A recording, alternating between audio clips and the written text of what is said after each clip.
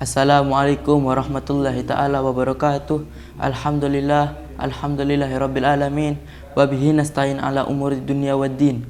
Wassalatu wassalam ala asrafil anbiya'i wal mursalin sayyidina wa habibina wa syafi'ina wa qurrati ayunina Muhammadin sallallahu alaihi wasallam wa ala alihi wa ashabihi wa dzurriyyatihi wa ala tabi'in wa tabi'in lahum bi ihsani ila yaumiddin. Wala haula wala quwwata illa billahil aliyil azim. Rabbi shrah li sadri wa yassir li amri wahlul 'uqdatam min lisani yafqahu qawli bijahin nabi wa alihi amma ba'd. Alhamdulillah, segala puji bagi Allah Subhanahu wa taala yang mana memberikan banyak nikmat. Salah satunya nikmat yang sangat agung, yaitu nikmat Islam dan iman, dan banyak sekali yang diberikan nikmat yang diberikan oleh Allah Subhanahu wa taala. Sebagaimana yang dikatakan, wa in ta'uddu nikmatallah la tuhsuha.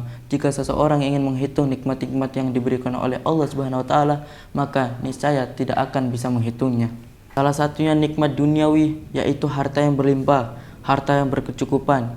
Di dalam harta yang berkecukupan tersebut ada satu hak, ada harta yang harus kita keluarkan. Untuk apa? Untuk kita berikan kepada orang-orang yang tidak mampu. Allah berfirman, A'udzubillahi minasyaitonirrajim. Bismillahirrahmanirrahim. Alladzina yunfikuna amwalahum bil-laili wan-nahari sirran wa alaniyatan falahum ajrum inda rabbihim wala khaufun 'alaihim wala hum yahzanun. Mereka orang-orang yang menginfakkan hartanya di siang atau di malam hari secara terang-terangan maupun sembunyi-sembunyi, maka niscaya Allah akan memberikan pahala di sisi Allah Subhanahu wa taala.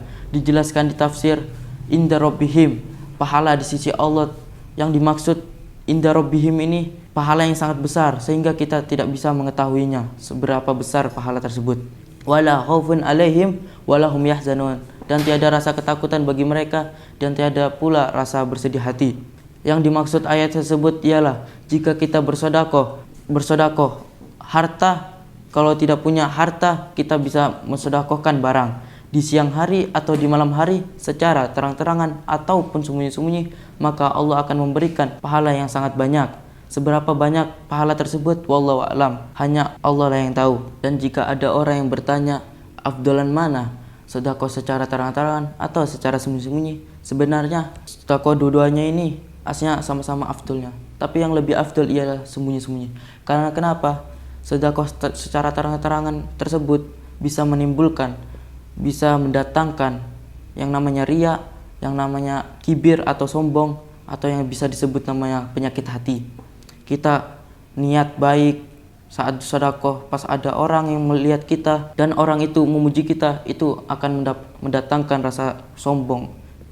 Kalau sedekah secara sembunyi-sembunyi, itu yang hanya tahu ialah bainahu wa bainallah, yang hanya tahu ialah dia dan Allah saja yang tahu.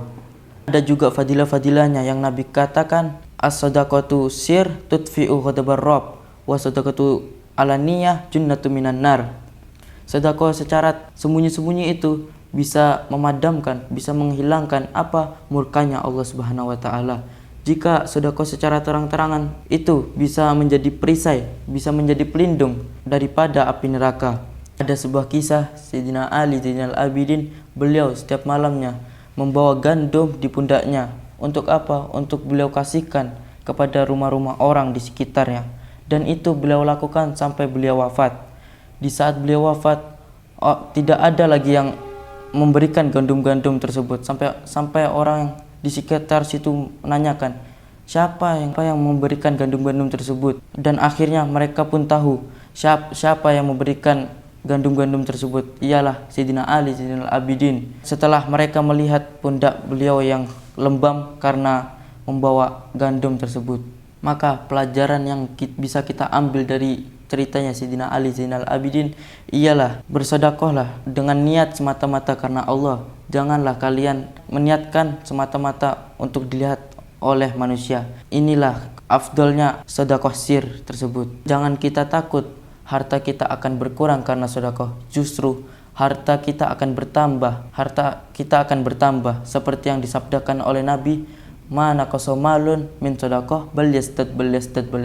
Tidaklah berkurang harta seseorang daripada sedekah, tapi akan bertambah dan bertambah. Ini Nabi menyebutkan sebanyak 3 kali bahwa harta kita tidak akan berkurang karena sebab sedekah, akan tetapi akan bertambah. Maka dari itu, janganlah kalian takut akan kehilangan harta yang disebabkan karena sedekah. Walaupun kita tidak mampu di dalam harta, jadi janganlah kalian menunggu kaya untuk sedekah, akan tetapi sedekahlah sampai kaya. Mungkin hanya ini yang bisa Al-Fakir sampaikan tentang bab sedekah ini. Mohon maaf bila ada kekurangan, sebab kekurangan itu datang dari saya pribadi, dan jika ada kelebihan maka itu datang dari Allah Subhanahu wa taala. Hada minni, assalamualaikum warahmatullahi taala wabarakatuh.